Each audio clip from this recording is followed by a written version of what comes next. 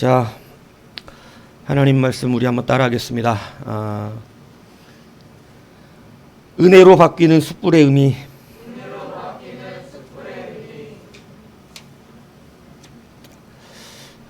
낮에 말씀을 나눠서 하려고 그랬는데 또 설이잖아요. 빨리 끝내는 게 좋잖아요. 그죠? 빨리 또 가셔서 좀 쉬시고 또 내일 빨간 날인데 늦게 또 뭐도 좀 보고, 저도 좀 이렇게 주일날 쉬는 월요일 날은 영화 한 편씩 보고 그래요. 쿠팡 플레이 아주 좋습니다. 좋은 영화들도 있더라고요. 정말 의미 깊은 영화들. 식구들하고 그런 거 보고 같이 독후감 쓰는 것도 좋습니다.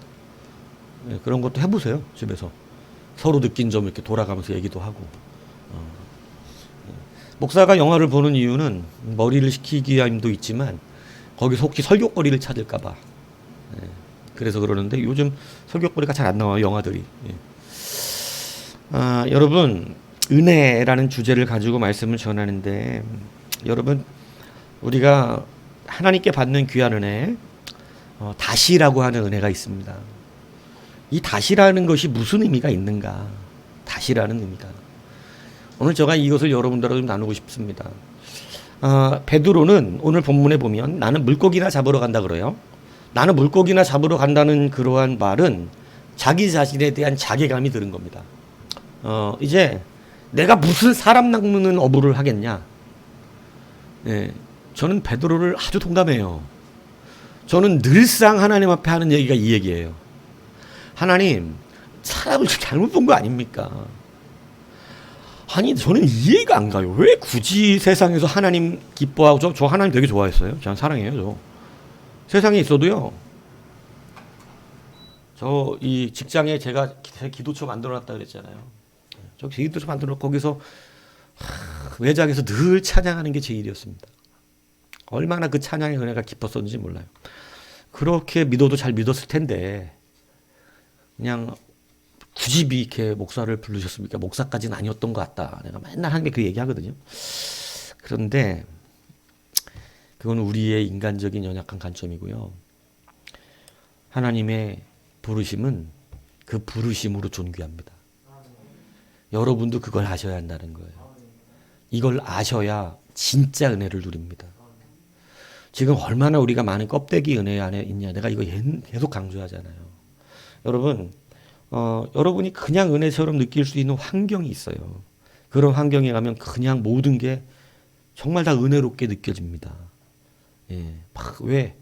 그냥 웅장함에서 오는 그런 은혜들이 있어요. 근데 하나님은 그런 은혜를 취하게 하시는 게, 하나님이 계셨던, 예수님이 돌아다니셨던 땅은 여러분 화려한 궁전과 웅장한 예배의 처소가 아니었어요. 그건 성전에 가보라 그랬어요. 그건 성전이나 가보라고. 그런 예배를 원하면 성전이나 가라. 거기 가면 니들이 원하는 그런 웅장하고 막 대제사장이 나와서, 그죠? 옷을 입고 그냥 얼마나 화려하고 멋졌어요. 그죠? 근데 그런 걸 원하면 거기나 가보라 그랬습니다. 근데 주님께서는 광야로 나오라고 부르셨습니다. 니들이 왜 광야로 나와야 되냐? 광야로 나와라. 무엇을 보고 싶은 거냐? 니들에게 진짜 신앙이 뭐냐? 진짜 원하는 게 뭐냐? 교회 왜 진짜 나오냐? 이거 물어보신 거예요. 뭐냐? 선지자를 찾는 것이냐? 니네들이 진짜 지금 말씀의 길을 얻기 원하는 것이냐? 왜 예수님이 먼저 광야에 가서 세례 요한을 만나라 그랬습니까?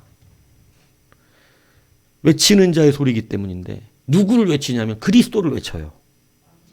세례 요한을 통하여 누구를 만날 수 있냐면 예수를 만날 수 있는 거예요. 그래서 세례 요한에게 가보라는 거예요. 니들이 진짜 말씀을 찾으면 광야 약대토롯을 입고 역청을 거서 메뚜기를 먹고 있는 그 사람을 가서 만나라. 그러니까 여러분, 오늘 우리의 은혜가 낮은 곳과 예수님이 다니셨던 길이 사실은 화려한 곳이 아니었다는 사실을 기억하셔야 돼요. 진짜 은혜의 길을 다니셨다는 거죠. 이게 왜 중요하냐면, 여러분의 은혜가 하나님이 말씀하시는 은혜와 다르면 신앙이 이질감이 생깁니다. 이게 되게 중요한 거예요. 이건 실질적인 신앙을 제가 말씀드리는 거예요. 여러분, 주님의 은혜가 자기하고 맞지 않아서 떠나간 사람이 누구예요? 가룟 유다예요. 자기가 원했던 은혜가 아니야, 이게. 자기가 원했던 은혜가. 이 말씀을 잘 기억하셔야 돼요. 진짜 은혜는요, 주님으로부터 주님께만 있습니다. 이걸 정말 여러분 잘 아셔야 돼요. 나는 물고기나 잡으러 간다 했을 때 저도 늘 그런 얘기 자주 하거든요. 근데 이 말씀을 갑자기 하나님이 준비시키면서 제 자신을 회개시키게 하셨던 말씀이에요, 사실은. 예. 너는 왜 맨날 그런 소리 하냐? 쌍놈의 새끼야. 아직도 너는 너한테 은혜가 있냐? 아직 너는 네 일을 잘나서 내가 부른 줄 아냐? 아직도 너는 네가 쓸만해갖고 내가 부른 줄 아냐? 너는 네 말대로 쓸모가 없어. 근데 우리에게 쓸모는 뭐냐? 세상에 쓸모 있어 부르는 사람 없다는 거예요. 우리에게 쓸모는요, 하나님의 은혜라는 거예요. 우리가 여기에 집중할 줄 알아야 한다는 거죠.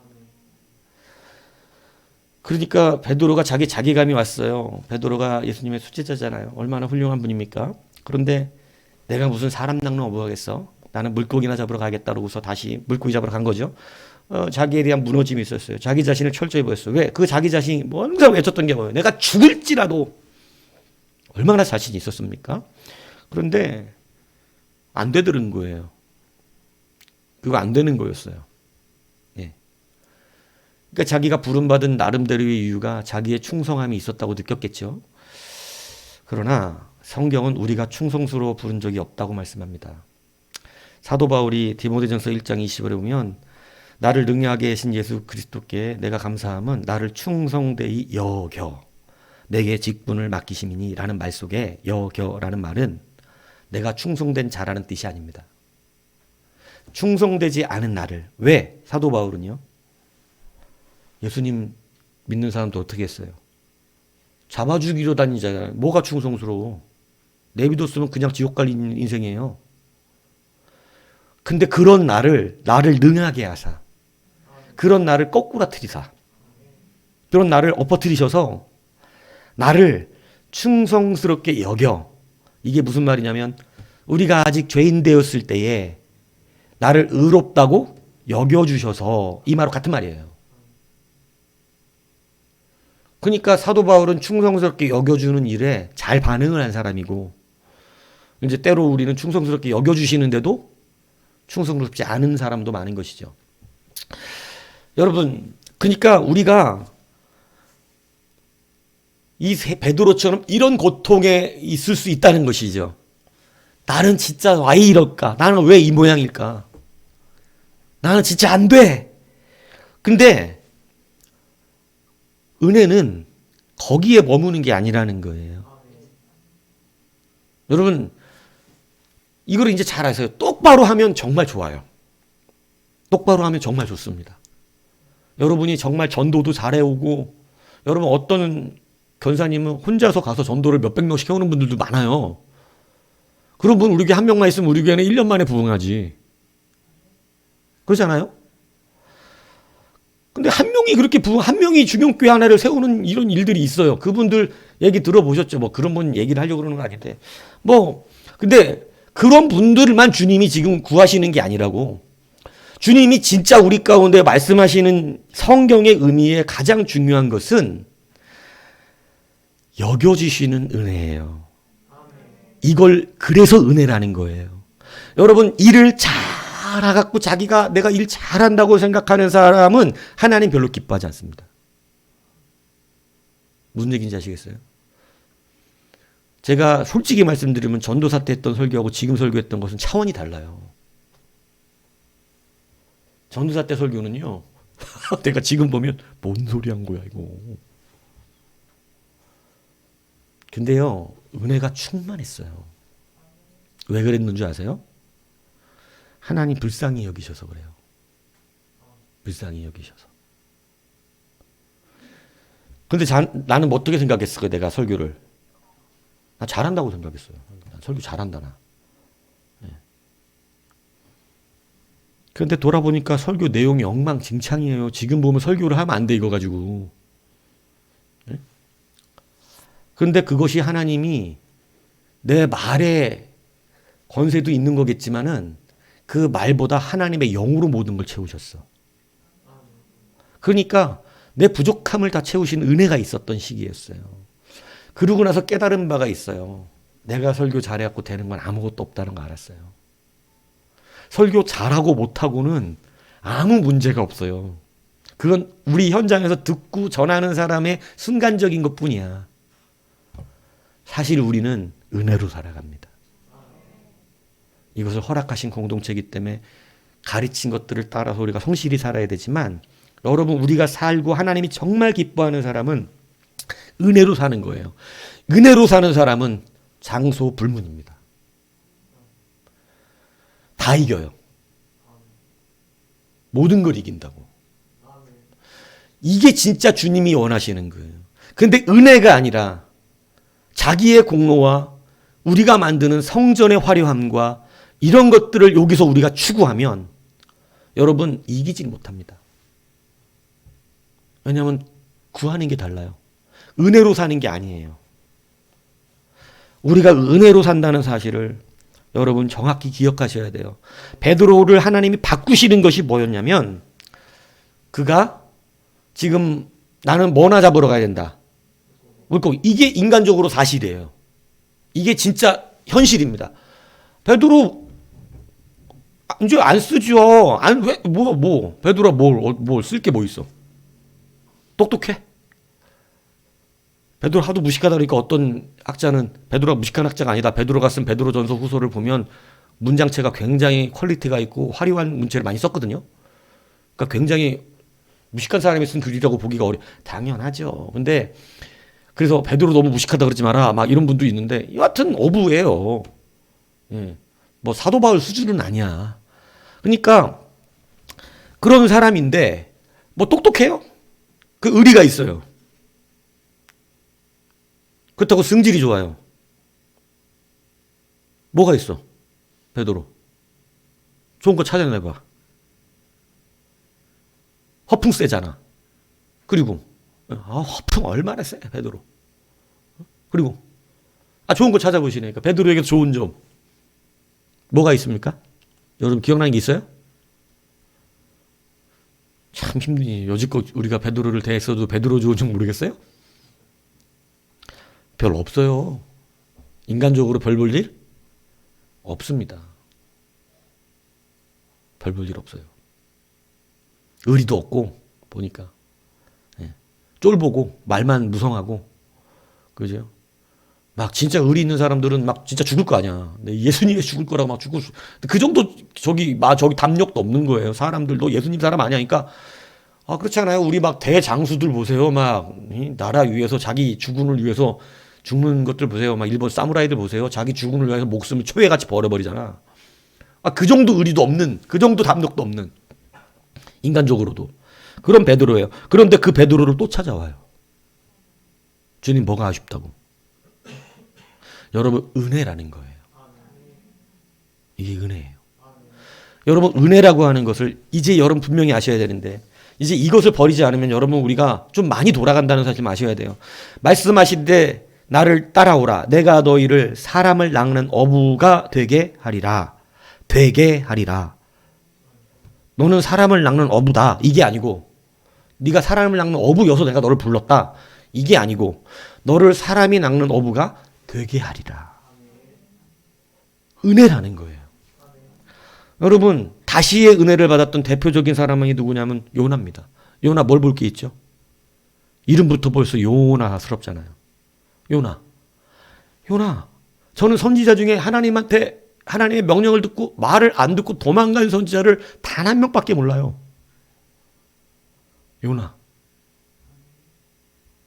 이렇게 말씀을 듣고 선지자잖아요. 일반 평민이면 내가 이해를 해야지. 일반 평민이면.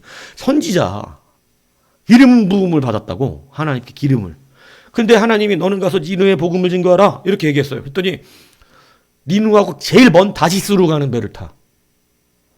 하나님이 급하셔서 뭐까지 보내? 큰 물고기까지 따라가게 하고 태풍까지 불게 하시고. 자, 요나. 이 요나. 그리고 요나의 마무리도 구약 성경은 잘 안 돼 있어요. 그런데 여러분 요나를 어떻게 평가하나요, 성경은? 잘 모릅니까? 마태복음 12장 41절. 심판때에 니느웨 사람들이 일어나 이 세대 사람들을 정죄하리니 이는 그들이 요나의 전도를 듣고 회개하였음이라. 요나보다 더 큰 이가 여기 있느니라. 예수님 하신 말씀입니다. 악하고 음란한 세대가 표적을 구하나 요나의 표적밖에는 보여줄 표적이 없느니라 하시고, 요나가 니느웨 사람들에게 표적이 된 것 같이 인자도 이 세대에 그러하리라. 예수님이 과거 선지자의 이름을 이렇게 많이 말씀한 사람이 없어요. 그 쓸모없는 요나가 주님이 가장 많이 인용하시는 예수 그리스도의 표적을 나타낸 요나가 됩니다. 요나가 잘했나요? 요나는 잘한 적이 없습니다. 우리가 실상을 알잖아. 지금은 신약의 평가예요. 구약 요나를 신약이 이렇게 평가하고 있어요. 여러분, 구약의 모세를 신약의 평가가 어떻게 한다 그랬어요? 자기 스스로가 하나님의 백성과 고통받으려고 왕자의 자리를 버린 사람. 우리가 구약의 일상을 볼 때는 어떻게 나와 있어요? 그렇지 않잖아요. 자기 의를 가지고 사람 하나 쳐 죽이고 그를 통하여 구원시킨다 그랬더니 누가 해보려고? 자기가 해보려고. 하나님은 한 번도 모세 보고 하란 적이 없더라. 여러분, 우리의 삶과 인생은 무조건 은혜로 이루어지는 거예요. 이거를 진짜로 받아들인 사람, 이걸 진짜로 이제 붙든 사람, 그게 은혜의 사람이라는 거예요. 여러분은 뭐 하나 뭐 얻어먹으면 은혜 받았다 그러잖아요. 막 뭐 갑자기 뭐 생기면 주님의 은혜를 주셔갖고 이제 이렇게 값싼 은혜는 여러분 그런 그냥 막 뭐 하나 생기면 막 그죠? 그리고 막 돈 급했는데 돈 갑자기 생기면 주님이 나를 사랑하시고 은혜. 여러분 요런 거는 너무 초보적인 은혜예요. 아기가 젖 달라고 울 때 젖 물려주는 수준의 은혜란 말이에요. 성장을 하고 단단해지면 이제 은혜가 그런 것이 아니라 그것은 은혜가 뭔지를 보여주기 위해서 하나님이 우리의 삶 가운데 보여주고 계신 거고, 여러분 광야에서 수많은 기적을 체험했는데 그게 은혜입니까? 우리는 그걸 은혜라고 여기고 산단 말이에요. 반석에서 물이 나왔어. 하늘에서 메추리가 내렸어. 성경은 그걸 은혜라고 말하지 않아요. 그들이 은혜를 입은 자가 되어서 하나님이 그들과 함께 하심을 얘기해요. 은혜는 내가 너와 함께 한다는 걸 보여주기 위해서 보여줬던 그 몇 가지의 일들이에요. 그게 진짜 은혜는 여러분 우리가 지금 하나님의 여겨주시는 은혜 안에 들어왔다는 거예요. 이게 우리가 지금 붙들고 사는 진짜 은혜가 돼야 돼요. 근데 날마다 돈 몇 푼 생기고 뭐 그냥 뭐 어려웠던 일 잠깐 해결받고 이거는 뭐 감사하고 은혜인데 그것 때문에 하나님이 우리의 인생 가운데서 우리를 운행해 가시고 계시고 우리를 택하신 게 아니라는 거예요. 네, 그거 하나 그 뒷채거리 해주려고 하나님이 우리를 택하신 게 아니라고요. 그것은 하나님이 함께 하신다는 몇 가지의 증거여서 그걸 봤으면 이제 나를 믿고 네가 은혜 받은 자인 것을 확신하라는 뜻입니다. 그런데 그런 거를 은혜로만 여기고 있으면 우리의 기도는 얄팍해집니다. 자녀들이 잘 되기를 원합니까? 그럼 좋은 학교를 붙여달라고 기도하는 건 너무 얄팍한 기도예요. 사실은. 그가 은혜 받기를 원해야 됩니다. 그가 하나님의 은혜 안에 있기를 구해야 돼요. 왜? 좋은 학교가 어떻게 망할지도 모르고 우리의 인생이 어떻게 피폐될지 몰라요. 이제는 수준 있는 구함이 있어야 돼요.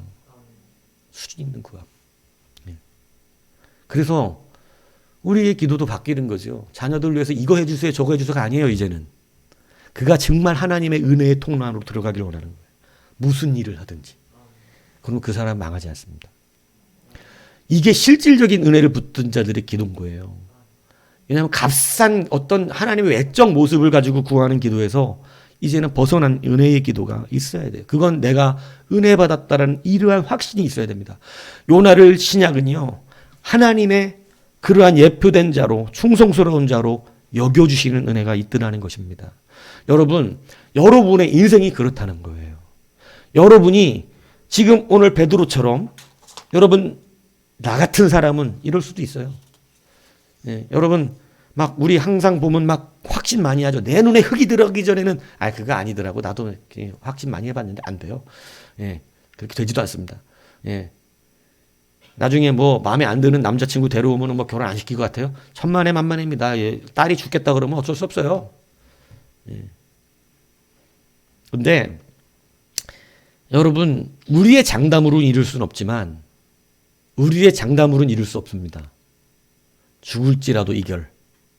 그래서 베드로의 결단과 장담으로는 그는 자기는 죽을 수 없었어요. 그런데 그가 죽거든요. 뒤에 주님이 그러세요. 이제 너가 그동안 네 몸대로 다녔지만 이제 네 몸에 띠를 띌 것이라고. 네가 원치 않는 곳으로 다니게 될 것이다. 그것을 그가 어떻게 죽을지에 대한 말씀이라고 성경 기록하죠. 그는 주를 위해서 죽습니다.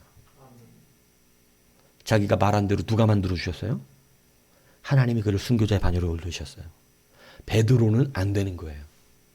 우리가 하나님을 믿는 은혜는요, 반드시 기억하셔야 됩니다.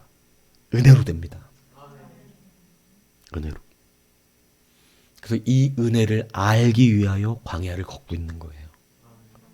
봐, 너 목마른데 내가 반석에서 물 줬잖아. 그럼 반석만 환호를 하면 출애굽 1세대 됩니다. 껍데기만 기도합니다. 배고파요. 부추가 없어요. 참외가 없어요. 하나님. 이거 다 기도예요. 제가 경망스럽게 이야기해서 그렇지 우리 식으로 기도할 거예요. 하나님, 우리 집에 쌀독에 쌀이 떨어졌어요. 주님, 하나님 이외에 하나님 부르셨잖아요. 하나님 불러서 내가 그 길 가는 거 아닙니까? 주님, 그런데 지금 이렇게 살게 하시면 어떻게 합니까? 우리 애들 지금 하나님 보세요. 어떻게 뭐 기본적으로 살게 하셔야 될 거 아니에요. 이렇게 기도해요. 여러분, 이 기도가 출애굽 1세기 기도와 다를 것 같으시죠? 아니요. 설교를 경망스럽게 해서 그렇지 그들의 기도는 사뭇 진지했습니다. 하나님, 지금 목이 마릅니다. 목말라 죽겠어요. 하나님 광야로 우리 부르셨잖아요. 하나님 모세 통해서 우리 광야로 끌어내셨잖아요. 우리 부르셨잖아요. 근데 저 지금 목말라 죽겠다고요, 하나님. 하나님, 이렇게 나와서요. 저 정말 죽겠어요. 제가 그래도 애굽에 있을 때는요, 하나님, 고기라도 먹었어요. 근데 예수 믿고 이거 뭐예요? 예수 믿고 더 어려워요. 출애굽 1세대 기도입니다. 우리가 그 설교를 경망스럽게 하니까 우리의 기도와 다른 기도 같았죠. 그렇지 않아요. 그들은 사뭇 진지하게 하나님 앞에 구한 것이었고 하나님은 그 기도에도 지금 니들이 은혜 받은 백성이라고 하는 것을 알기 위하여 응답하셨던 것입니다. 그런데 여러분, 그것이 은혜 받은 자들로 바뀌지 않았어요. 오늘 여러분이 바뀌어야 되는 것이 뭐냐면 은혜 받은 자임을 아셔야 하는 것입니다. 여러분, 물고기를 못 잡아요. 물고기를 못 잡는데 이게 얼마나 재밌는 줄 아십니까? 물고기를 못 잡는데 여러분 보세요.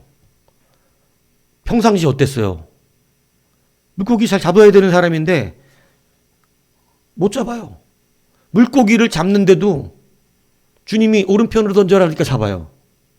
여러분, 주님 확실하게 해두시고 싶은 게 있으세요. 우리가 자꾸 잊어버리는 게 뭐냐면, 여러분, 왜 우리가 일상에서 은혜를 잊어버리는 줄 아세요? 여러분, 물고기 잡는 것도 주님이 주신 은혜 때문인 거예요. 참새 한 마리도 허락하지 않으면 땅에 떨어지는 법이 없다 그러셨어요. 근데 우리가 자꾸 착각해요. 뭐냐면 특별한 자꾸 은혜들을 구하는데 우리는 지금 은혜 받고 있다는 존재임을 잊어버리고 사는 거예요. 내가 언제든지 가서 금을 던지면 물고기 잡을 수 있는 줄 아는 거예요.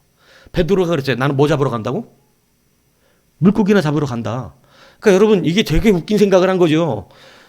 자기가 사람은 낚지 못할지라도 뭐는 낚을 수 있다고 생각한 거예요? 물고기는 내가 잡을 수 있겠자고 한 겁니다. 잡아요, 못 잡아요? 못 잡습니다. 하나님이 분명하게 말씀하신 거예요. 물고기는 네가 마음대로 잡을 수 있는 거냐? 그것은 은혜가 필요하지 않은 것인 줄 아냐? 여러분, 이걸 알면 우리는 모든 일상이 하나님께 붙어 있어야 돼요. 그냥 될 것 같이 생각하시지만 그게 안 된다니까요.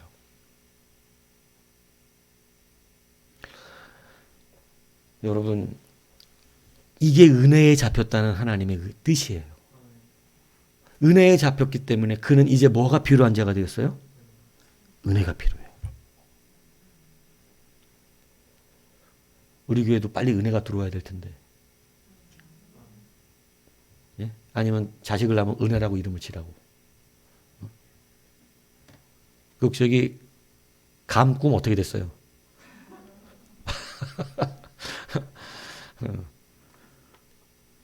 여러분, 베드로가 지금 물고기를 못 잡는 것은 그가 망했다를 말하는 게 아니라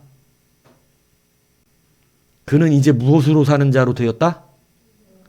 여러분, 이것을 빼앗기지 말란 얘기입니다. 이거 모르니까 물고기 못 잡으면 어때요? 망한 줄 아는 거예요. 여러분, 이걸 왜 빨리 깨닫지 못하죠? 아, 나는 이제 은혜로 살아야 되는구나. 나는 물고기나 잡으러 가서 살 수 있는 사람이 아니구나. 나는 그냥 은혜로구나. 마태복음 5장 45절에 이랬습니다. 이같이 한즉 하늘에 계신 너희 아버지의 아들들이니 하나님이 이 해를 악인과 선인에게 비추시고 비를 의로운 자와 불의한 자에게 내려 주심이니라. 세상 사람들은요, 자기는 하나님을 안 믿으니까 하나님의 은혜가 없이 사는 줄 알아요. 근데 성경은요, 지금 지구상에 사는 하나님을 믿든지 안 믿든지 우상을 믿든지 어떠한 누구든지 누구의 은혜로 살고 있다고 말씀하시나요? 하나님의 은혜입니다. 예수 안 믿고 지금 바닷가에 가서 물고기를 잡는 수많은 원양어선들이 있는데 다 자기들을 실력으로 잡는 줄 알죠. 여러분, 아니요. 하나님이 살아가라고 허락하심 속에서 이루어지고 있는 거예요. 은혜 받고 있다고요. 여러분, 그런데 특별한 베드로에게 받은 은혜는 뭐냐면 이제 베드로는 그 세상 사람과 다른 은혜를 받았는데 이제 그는 은혜가 없으면 뭐도 못 잡아요? 물고기도 못 잡아. 여러분, 이게 뭐를 받았다는 증거라고요? 은혜. 믿습니까? 여러분, 물고기를 잡는 것도 뭐에 필요하다? 은혜. 여러분, 그러니까 지금 나하고 은혜의 개념이 맞질 않으면 그 사람은 인생이 짜증납니다. 이 말씀을 잘 알아들으시란 얘기예요. 저하고 이 성경이 말하는 은혜의 기준이 맞지 않으면 내가 말하는 은혜는 예수님이 아니면 내가 물고기라도 팍팍 잡든가 이런 생각을 하고 사는 거거든요. 팍팍 잡힌다. 은혜 받은 사람이 아닙니다. 물고기가 그냥 막 잡혀. 은혜 받은 사람이 아니에요. 그건 베드로가 아니야. 그건 세상 사람이에요. 그냥 물고기 잡고 살다 죽으면 돼요. 그런데 은혜 받은 사람은 아니에요. 은혜 받은 사람은 안 잡힙니다. 하나님 뭐를 알려주시려고? 너는 은혜 받은 자잖아. 너는 은혜에 잡힌 자가 되었어. 너는 은혜에 잡힌 자가 되었으니 은혜가 아니고는 살 수 없어. 여러분, 그래서 이것이 기쁨이 되는 거예요. 베드로가 여러분 진짜 한번 생각해 보세요. 그냥 가서 물고기 막 잡아. 잘 잡혀. 베드로가 물고기나 잡으러 간다 그러더니 물고기 잘 잡아서 어촌계 계장이 되고 부자가 되었더라. 이러고 끝났어, 성경이. 행복합니까? 예수님 오시는 거 없어. 베드로 안 찾아가. 그러더니 성경에 다른 사람이 수제자가 되고 그 사람이 하나님이 잘하다가 순교당해서 하나님 나라 가고 베드로는 물고기 잘 잡다 죽었더라. 여러분, 이러면 소망이 있겠어요? 혹시 그런 베드로가 되고 싶습니까? 물고기나 잡으러 가라 그랬는데 역시 물고기 잡으러 가서 물고기 잘 잡다 죽었더라. 이런 베드로가 되고 싶나요? 예, 그 사람은 예수님의 은혜에 잡힌 사람이 아니니까 가능한 겁니다. 근데 오늘 베드로가 누린 은혜는 너는 내 은혜에서 벗어날 수가 없어요. 이것이 지금 우리가 가슴 시리도록 감사한 은혜입니다. 하나님이 베드로보다도 더한 나를, 여러분, 베드로는 3번만 부인했지만 우리는 수시로 행동으로, 말로, 삶으로 부인하거든요. 예배로 부인하고. 근데 그런 부인했던 우리를 주님은 또 찾아오세요. 여러분 짜증나죠? 막 원하는 대로 안 돼. 이상무 목사가 원하는 대로 목회가 안 돼. 네? 이 정도 가르쳤으면 이렇게 돼야 되는데 안 돼. 뭐에 잡혔기 때문이에요? 여러분 이게 은혜에 잡혔기 때문이에요. 내가 마음대로 그물을 던져 고기를 잡을 수 있다면 이상우 목사도 보통 교만한 사람이 아닙니다. 보통 교만한 사람이 아니에요. 여러분 사람들이 여기에 예를 들어서 갑자기 100명, 200명, 갑자기 1000명, 2000명 모인다고 해보세요. 여러분 제가 거드름 피는 모습을 상상해 보세요. 지금 평상시는 웃으면서 집사님 이랬는데 갑자기 3000명 막 4000명 모이더니 갑자기 막 힘 있는 사람들도 생기고 막 이러더니 어느 날 목사가 인사하는데 반가워요 집사님 오랜만이에요 잘 지내시죠 이러고 막 그죠 차 집사 갖고 목사님 저기 설에 이런 거 갖고 오지 마 안 갖고 돼요 이러고 그죠 그러진 않겠지 근데 그러고 목사님 제가 미안해 죄송해요 저기 우리 부목사님 갈 테니까 저기 부목사님하고 잘 얘기 한번 해보시라고 응? 진짜 그럼 어떻게 생각해? 우리 목사님 역시 훌륭한 목사님 돼서 너무 기분 좋아 이럴 것 같아요. 야 교회가 커지더니 사람이 달라졌네. 사람이 달라졌어. 이런다. 그걸 주님도 아신다니까요. 그러니까 은혜로 뭐가 돼야 돼? 그 은혜로 부흥해야지. 은혜로 돈 벌어야지. 은혜로 물고기를 잡아야죠. 야, 오른편에 던져봐. 153마리가 잡혔어요. 그물이 가득 찼어요. 여러분, 자기들이 잡은 게 아니에요. 은혜였어요. 이게 오늘 우리에게 상징하는 것이 뭐예요? 여러분, 정말 눈물시리도 감사한 빼앗기지 않는 은혜에 사로잡혔다는 뜻이에요. 그런데 오히려 이것을 괴로워하는 자들이 있단 말입니다. 출애굽 1세대처럼 은혜가 자기들을 덮었는데도 불구하고 내가 물고기 잡는 것도 은혜가 필요한 사람이 되었다는 것을 눈물 시리드로 감사해야 되는데도 불구하고 역시 하나님 주님의 은혜가 아니면 이제는 그냥 되는 장사도 안 되네요. 그냥 되던 일들도 안 되네요. 주님의 은혜가 아니면. 저는 물고기나 잡으러 가는 사람이 아니었습니다. 저는 은혜에 사로잡힌 사람이었습니다. 정말 감사합니다, 하나님. 이제 그 은혜에 살게 하십시오. 이 은혜가 오늘 여러분 말씀의 깊이를 다르게 만들고 여러분의 생각을 다르게 하고 이것이 여러분들이 누리는 은혜를 진짜 바꾸는 거예요. 기도의 제목이 바뀌게 만들어요. 여러분 은혜로 살 것입니다. 그리고 그 은혜는 너무너무 강력해서요. 여러분을 빼앗기지 않으세요, 하나님이. 무엇도 여러분을 뺏어갈 수가 없어요. 그 은혜에 잡힌 거예요. 근데 왜 목사하고 계속 이질감이 생겨요? 이 은혜가 아니기 때문에 그래요. 뭐 해야 되니까 나는 오늘 은혜 없이도 물고기가 잡혀야 되거든. 그냥 그물을 던지면 내가 옛날에 잡듯이 잡아야 되는데 안 잡히죠. 그래서 오히려 은혜를 입었음에도 불구하고 나는 은혜가 없다고 생각하는 사람들이 많다는 것입니다. 여러분 그 은혜가 우리를 붙잡고 있음을 믿으시기 바랍니다. 이 잡은 물고기의 주인이 사실은 누구예요? 제자들이에요? 예수님이에요? 예수님인 거 아시겠어요? 예수님이 그걸 확실하게 하세요. 야 작은 자들아 이렇게 부르세요. 얘들아라고 돼 있죠. 얘들아라고 언어가 뭐냐면 우리나라는 언어가 표현이 풍부해서 얘들아라고 잘 번역을 했어요. 근데 이게 얘들아, 예수님이 진짜 얘들아 한 거예요. 제자들한테. 단 한 번도 얘들아라고 부른 적이 없습니다. 딱 디베라 바닷가 다시 찾아와서 이것을 원문 그대로 말하면 야, 이 조그만 것들아. 야, 이 작은 것들아. 쉽게 얘기하면 뭐를 표현한 거냐면 그들의 믿음이에요.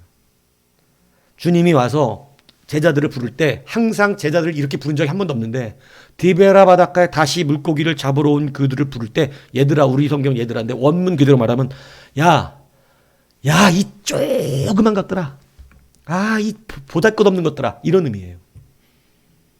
야, 이 조그만 애들아.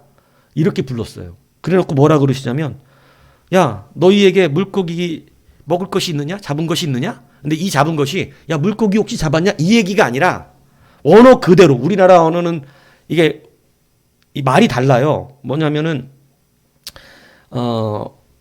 이 원어, 이 매라고 하는 부정 의미의 접두사가 같이 붙어 있어요. 그러면 이걸 어떻게 읽어야 되냐면, 우리 성경은 어떻게 되어 있습니까? 얘들아, 너에게 고기가 있느냐? 이렇게 돼 있잖아요. 야, 얘들아, 그러니까 우리는 이렇게 받들어. 얘들아, 니들 고기가 있느냐? 고기 잡았냐? 이렇게 듣잖아요. 근데 헬라어는 이 뜻이 아니에요. 야, 고기 있냐? 고기 있어? 고기가 잡힐 리가 없을 텐데. 이 의미예요. 그러니까 주님이 뭐라면, 야, 이 조그만 것들아, 야, 믿음 없는 것들아, 야, 니들 지금 고기가 잡혔을 리가 없을 텐데. 그러니까 빈정대는, 야, 고기 있어? 고기 잡혔냐? 지금 주님이 와가지고요, 제자들을 완전 개무시하고 계신 거예요. 야, 이 작은 자들아, 근데 지금 고기가 잡혔을 리가 있냐? 아직도 모르겠냐? 거기서 고기가 잡힐 거라고 생각하냐? 지금 그렇게 말씀하신 거예요. 그러니까 잡은 게 없다 그래요. 아직까지도 예수님인지 몰라요. 그런데 뒤에 보면 사랑하시는 자가 예수님인지 알아봅니다. 그게 요한이에요. 예. 사랑하는 자가 빨리 알아보는 거예요. 이 작은 자들아, 언어 그대로 하면 니들이 아직도 스스로 먹고 살 수 있다고 생각하느냐? 왜냐하면 이 물고기의 프로스 파기온이 오늘 여기서 예수님이 물고기라는 의미로 말한 게 아니라 먹을 것이라는 의미로 말씀했어요. 야, 니들에게 먹을 것이 있느냐 이 뜻이에요. 먹을 것이 니들이 아직도 은혜 없이 내 없이 먹을 것을 먹을 수 있다고 생각하느냐. 물고기를 못 잡았어요. 그리고 주님께서 오른편으로 던지라 해서 물고기를 잡아왔을 때 어디서 났는지 모르겠는데 주님이 물고기를 굽고 계세요. 그러면서 그럽니다. 물고기 하나 더 갖고 와봐. 지금 잡은 거. 이 지금 잡은 것을 갖고 오라고 하는 표현 안에 박윤선 박사님 주석에는 이렇게 써졌더라고요. 이 생선의 주인이 주님이심을 친히 말씀하시는 의미다. 그러니까 주님께서 야, 그 잡은 물고기 갖고 와 했을 때는 그 물고기의 주인도 난데 내가 이걸 만들었고 이것을 내가 너희들에게 주었는데 지금 니들이 스스로 물고기나 잡으러 가겠다 해서 잡는 물고기가 니들 거라고 생각하냐. 그것도 내가 준 것이다. 여러분, 우리가 온통 은혜 안에 산다는 사실 아셔야 돼요. 그리고 여러분, 식탁을 준비하신 분이 누구예요? 여러분, 주님이 분명히 하십니다. 여러분, 제자들이 물고기를 잡아왔으니까 아침에 시장하잖아요. 새벽이니까. 그럼 제자들이 주님한테 대접할 것 같지 않아요? 그런데 주님이 분명하게 말씀하시는 거예요.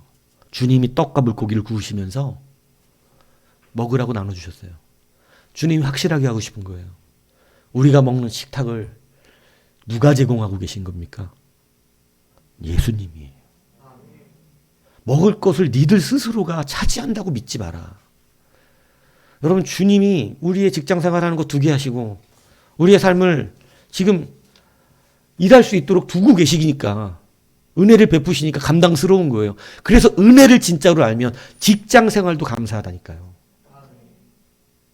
은혜를 알면 여러분, 우리가 살아가는 모든 호흡과 내가 먹는 음식이 누구에게 제공됐는지를 진짜로 믿게 된다니까요. 오늘 본문이 정말 그래서 짧은 이 본문 안에 주님께서 다시 그들을 불러 모으시면서 너무나 많은 말씀을 하고 계세요. 야, 니들이 물고기 잡아가지고 나한테 갖고 오면 니들이 나한테 바친 거냐? 주님이 이거 말씀하시는 거거든요. 야, 니들이 돈 벌어갖고 나한테 헌금하면 니들이 나한테 바친 거냐? 야, 니들 먹고 사는 것도 내가 제공하는 거잖아. 이걸 지금 분명히 하시는 거예요. 그러니까 이 제자들은 어디에서 살아야 된다고? 은혜예요, 은혜. 그 은혜. 여러분, 이 은혜를 진실로 붙들고 이것이 가심스레도 기쁨이 여러분 안에 있으면요, 확언하건대 여러분의 인생이 바뀝니다. 왜? 이 은혜를 붙들고는 여러분 무너지는 사람이 있을 수 없어요.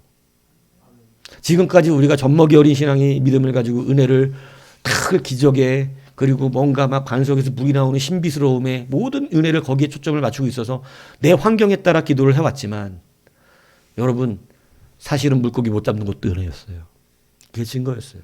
여러분 진짜 은혜는 내가 은혜에 잡혔다는 거예요. 이제 은혜 없이는 아무것도 할 수 없는 자가 되었다는 거예요.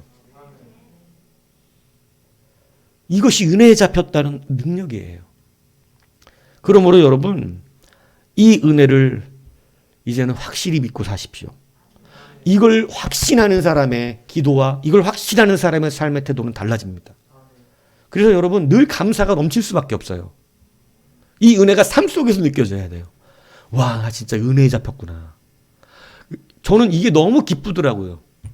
아니 물고기 그 흔한 낚시도 주님이 오른쪽으로 던져라 해 잡아? 여러분 안 믿는 사람이 이게 되게 싫죠. 왜냐하면 누가 주권 져야 되니까. 내가. 그래서 제가 생각하는 내가 성경으로 말하는 은혜와 여러분의 은혜가 맞으면 서로 함께 기쁘고 만약 그 은혜가 다르면 이상무 목사 설교는 힘들어요. 은혜가 달라. 나는 그걸 원하지 않아. 나는 고기를 원해. 반석에서 물 펑펑 나오는 너무 어린아이 같은 믿음입니다. 주님은 그걸 은혜로 말씀하신 게 아니에요. 주님이 함께 하심으로 가나안을 들어가게 하시기를 원했어요. 주님이 젖과 꿀이 흐르는 땅에 젖과 꿀은 하나님 자신을 말한 거였어요. 너희와 내가 함께 거기 들어가고. 여러분 그 자신이 젖과 꿀이에요. 자꾸 땅에서 찾을 필요 없어요. 저도 어릴 때 초등학교에서 그런 질문을 했거든요. 선생님, 예수님이 계셨던 가나안 땅에 가면 그냥 강물에서 젖이 흘러가나요? 이렇게. 진짜 궁금했어요. 강이 진짜 흘러가는 건지. 진짜 그냥 나무, 근데 우리 선생님이 뭐라냐면 거기 강에는 이렇게 우유가 흐르고 그 나무마다 꿀이 많이 흐른다고 그러던데. 옛날 선생님들은 왜 그랬는지 몰라. 삭개오의 집은 낮대 천장이 키가 작아서. 전 진짜 선생님 잘 만나야 돼. 내가 나중에 성경을 내가 연구할 때까지 진짜 믿고 살았어 그거. 삭개오의 집은 작다. 근데 키가 작다고 집을 누가 작게 줘. 말도 안 되는. 키 작으면 집도 작게 줘요? 말도 안 되는 소리를 그렇게 얘기를 해가지고. 여러분 그래서 여러분 우리가 은혜로 사는 거라는 것을 믿으시기 바라요. 결단코 은혜가 여러분을 떠나지 않습니다. 이걸 붙들고 살면 되는 거예요. 주님이 우리를 만들어 주신다는 사실을 기억하십시오.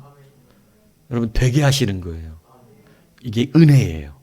여러분이 되어서 부름 받은 게 아니고 되게 하시는 거예요. 그리고 그 되게 하시는 것은 은혜로 여러분이 정말 실수했잖아요. 잘 못했잖아요. 요나가 잘했나요? 베드로가 잘했나요? 예, 그래. 베드로는 나중에 순교까지 열심히 했어요. 근데 이 모든 것들을 나중에 바꿔주시는 것이요. 여러분 되게 하신다고 그랬는데 그 전은 아니었는데 그 전까지도 마치 이 사람이 헌신된 사람으로 부름받은 것처럼 하나님은 모든 것을 쳐주시는 은혜가 있더라는 것입니다. 그러니까 여러분 우리가 이것을 감사의 은혜로 여기시고 붙들면 하나님 앞에 여러분 그 은혜를 누리고 사는 거예요. 그래야 삶이 바뀌어요. 그렇지 않으면 여러분 우리는 자꾸 허탄한 거 꿈꾸고 그게 안 되니까 짜증나고 뭐 예수 믿어도 잘 안 되는 것 같고 이런 인생 살아요. 여러분 이제 은혜가 아니면 살 수 없다는 걸 아셔야 합니다.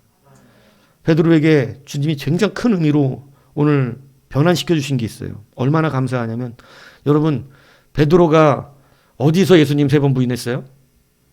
숯불 앞입니다. 숯불 앞에서 배신해요. 숯불 앞에서 불째다가 그 숯불을 거기 불이라고 되어 있는데 그 불하고 여기 숯불이 같은 단어예요.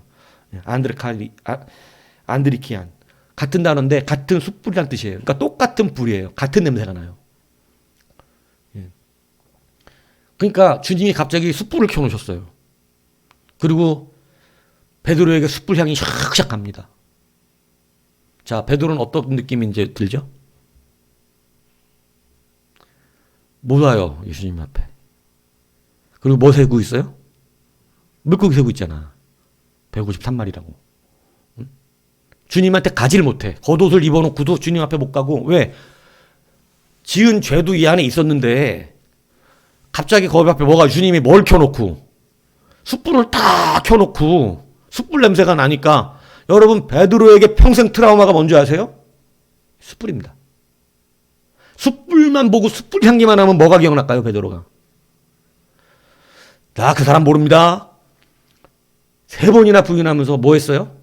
마지막엔 저주까지 하면서. 여러분 베드로는 숯불만 보면 뭐 생각나냐면 이제 그거 생각날 거예요. 근데 이 숯불을 다른 걸로 바꿔주세요.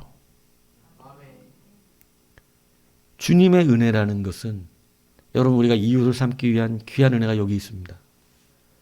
이것이 어떤 사람에게 아픔이 될 수 있단 말이에요. 베드로가 하나님 나라 일할 때마다 숯불 볼 때마다 죄책감에 사로잡히겠죠.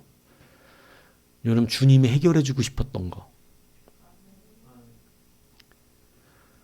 여러분 똑같은 숯불 향을 맡았는데 마지막 그가 맡았던 숯불 향은 네가 나를 사랑하느냐. 내 양을 쳐라. 내 양을 먹여라. 베드로가 숯불만 보면 앞으로 뭐 기억나죠? 내 양을 쳐라. 내 양을 먹여라.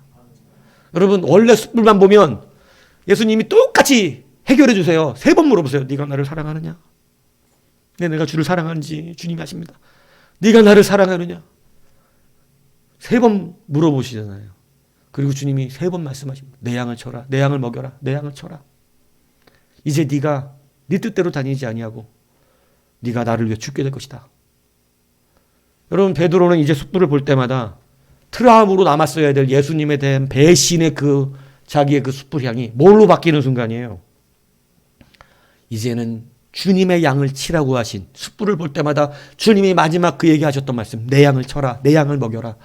여러분 이것으로 기억나게 만들어주신 거예요. 그래서 여러분 숯불이 은혜가 임하니까 숯불의 의미가 바뀌었어요. 여러분 하나님의 은혜를 붙들고 사는 이유가 여기에 있는 거예요.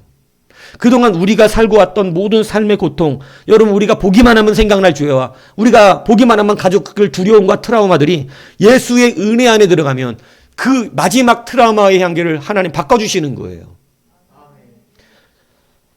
여러분 가늠한 여인이 돌 맞기 위해 처형에 참혹한 그 처형의 장소에 나왔습니다. 여러분 그는 그에게 그 장소가 가장 큰 트라우마죠. 그 광장만 보면 그는 아마 죽음의 공포를 떨어야 될 거예요. 사람들에 대한 두려움. 아마 이제 숨어 살아야 될 그럴 거예요. 도망가든가. 근데 여러분 그 자리를 주님이 그렇게 기억될 자리를 바꿔주셨어요. 나도 너를 정죄하지 아니한다. 너를 정죄하는 자들이 어디 있느냐. 거기는요. 똑같은 장소였지만 여러분 주님의 은혜가 그의 트라우마를 은혜로 바꿔주는 자리가 되었어요. 이게 은혜 붙던 자의 인생으로 바꿔주시는 하나님의 능력입니다. 여러분들이 그 은혜를 붙들면 여러분의 상처와 트라우마가 아직도 왜 우리가 주님의 은혜 아래 바로 못 들어가냐면요. 주님은 이걸 해주고 싶으신 거예요. 여러분 숯불 향기 맡을 때 베드로 괴로워요 안 괴로워요? 지금 처음 주님이 숯불 켰을 때 괴롭죠. 당연히 괴롭습니다. 여러분 하나님이 우리를 이거 바꿔주실 때 그 괴로움을 당도하게 하신다고요. 그 앞에 내 죄 앞에 나를 당도하게 만드시고 그 당도된 나 앞에서 여러분 은혜가 발동되어서 내가 그것을 생각할 때마다 내 죄가 생각나고 내가 저 말을 들을 때마다 내 양심에 찔리고 목사님이 그 설교를 할 때마다 괴롭고 화가 났던 그 트라우마가 진정한 주님 앞에 목도대고 섰을 때 네가 나를 사랑하느냐 그 죄에 대하여 무르고 계신 것 같은 잠시 근심도 오는 근데 죄를 묻고 계신 분 같은데 나에게 내 양을 치라 말씀하시고 계속해서 내 일을 감당해라. 넌 계속해서 이것을 이루어내야 된다. 여러분 이렇게 사명을 더하고 계시는 거예요. 이 사명을 받으니까 여러분 그의 트라우마는 사라져버렸어요. 우리가 하나님의 말씀을 통해서 죄 앞에 우리가 끌려 나오는 거, 불편해지는 거. 여러분 이거 지금 베드로가 주님 만난 거하고 똑같은 불편함이거든요. 자기 죄가 생각나잖아요. 아, 그 숯불 보기도 싫죠. 아, 주님 하필이면 왜 숯불을 켰어? 아, 하필이면 숯불 냄새가 확 주님 앞에 가려고 그랬거든요. 옷 입고. 근데 베드로 여러분 성경 잘 읽으면 안 가요. 주님 앞으로. 안 갑니다. 지은 죄도 있거니와 숯불이 무서워요. 숯불만 보면 그날이 기억나요. 두려움에 떨며 예수님을 저주하고 배신했던 주님이 베드로에게 물고기 갖고 오라 그럽니다. 야, 거기 앉아서 그 물에 앉아있는 베드로 지금 잡은 거 갖고 와. 아, 주님 앞에 가기 싫은데. 주님 앞에 가기 싫은데. 자기가 그 문 앞에 있잖아. 주님이 안 오니까 부르시잖아요. 물고기 갖고 왔습니다. 근데 묻습니다. 베드로야, 네가 나를 사랑하냐? 3번을 물으실 때 여러분 그의 트라우마는, 배신의 트라우마는 사명받는 것으로 바뀌어졌어요. 하나님이 우리에게 주시는 은혜입니다. 여러분에게 주시는 사랑입니다. 여러분, 여러분의 모습 괜찮아요. 예, 괜찮다고요. 뭐로 사니까? 우린 은혜로 삽니다. 그래서 제가 한 가지는 분명해야 된다. 잘하고 못하고는 괜찮습니다. 은혜는 알아야 됩니다. 은혜는 알아야죠. 그러니까 이 은혜를 알면 그러면 저는 걱정 안 하죠. 이 은혜에 잡힌 자가 된 게 확실하다면 여러분은 제가 붙잡아서 되는 게 아니고 하나님이 붙들어서 괜찮은 것입니다. 그 은혜가 여러분을 살려냅니다. 이것이 우리의 생명력의 역사예요. 여러분, 이것만 얘기하고 마치겠습니다. EBS 장수의 비결이라는 데 나왔는데 결혼 70년이 된 91세 할아버지하고 85세 된 할머니의 이야기가 나왔어요. 내가 보고 너무 감동받았는데 연세로 치면 90세가 넘으셨으니까 잘 움직이기도 어려워야 되는 분들인데 두 분 다요. 할아버지가 91세인데 경운기 끌고 다니고 쌀자루 메고 다녀요. 할머니는 가서 밥 메고 있고 쌀 베고 이래요. 85세하고 91세가. 이 장수하고 이렇게 건강한 이유가 뭔가 하고 가정의학과 전문의가 얘기한 크가지 2가지로 이분들의 삶을 관찰하더니 얘기하더라고요. 뭐냐면 첫 번째가 뭐냐면 식지 않는 사랑이에요. 변함없는 사랑. 이 할아버지가요. 진짜 미안하더라고 나도. 할아버지가 할머니가 막 빨래를 널고 있으면 바깥에 오다가 아이고 이 빨래를 해란 고생했네 그려. 아이고 빨래를 했네 그러면서 가서 막 볼을 이렇게 만지고 막 얼굴 만지고 끌어안고 그리고 볼에다가 이렇게 뽀뽀를 해주고 그래요. 아이고 수고 많이 했네. 그리고 늘 막 할머니를 얼마나 이뻐하는지. 근데 제가 감동받은 게 뭔지 아세요? 그 리포터가 물어봐요. 아니 70년이나 같이 사셨는데 아직도 좋아요? 그러니까 할아버지가 딱 쳐다보면서 아니 이봐 이 사람 오래 살수록 더 사랑스러워지는 거지. 70년만큼 사랑했으니까 얼마나 사랑이 크겠어. 저 뒤통수를. 여러분 우리 70년 사랑했으면 볼장 다 본 거예요. 70년이 뭐야. 70년이 뭐냐고. 요즘 같은 세대에. 연애도 3년 하면 단물 좀 다 빠져가지고 뭐 시물시물하고 재미없고 이제 같은 데를 가도 즐겁지도 않고 또 여기야? 아우 재미없어. 이렇게 되는데. 근데 그분 말이 그게 정상 아닌가요? 아니 오래 살수록 더 사랑스러운 게 당연한 거지. 오래 살수록 더 사랑이 뜨거워지는 거지. 70년 동안 내가 살았는데 70년만큼 사랑하는데 더 사랑스럽지. 갈수록 더 사랑스럽지. 그러더라고요. 근데 그게 맞는 말 아니냐고요. 여러분 예수님을 믿은 만큼 더 사랑하겠지. 믿은 만큼 더 예배하겠지. 은혜가 변함이 없으니까. 하나님이 우리를 향한 사랑이 변함이 없으니까. 그래야 되는 거 아닙니까? 근데 우리는요. 안타깝지만 조금 변합니다. 첫사랑이 식어요. 주님이 나를 불러주신 은혜를 다 까먹습니다. 새롭고 신비스러운 게 없으면 재미없어 합니다. 왜냐하면 잘못된 은혜를 붙들었기 때문에. 은혜가 이질감이 생겼기 때문에 그래요. 여러분, 요즘 사랑은 아예 변했지만, 변질됐지만, 옛날에는 진짜 옛날 우리 시대만 해도 아직 순수했던 시대라 사골세빵을 시작해도 당신만 있으면 되던 시대야. 그래, 안 그래, 참사님? 그렇게 결혼했어요? 아니면 그냥 얼굴 보고 결혼했어요? 예? 그냥 우리 사골세빵 돈 없으면 어때? 자기만 있으면 되지. 우리 둘이만 있으면 되지. 이러고 결혼했던 시대, 우리 시대만 해도 순수해서 그런 게 있었다니까. 지수 이해가 안 가는 시대지.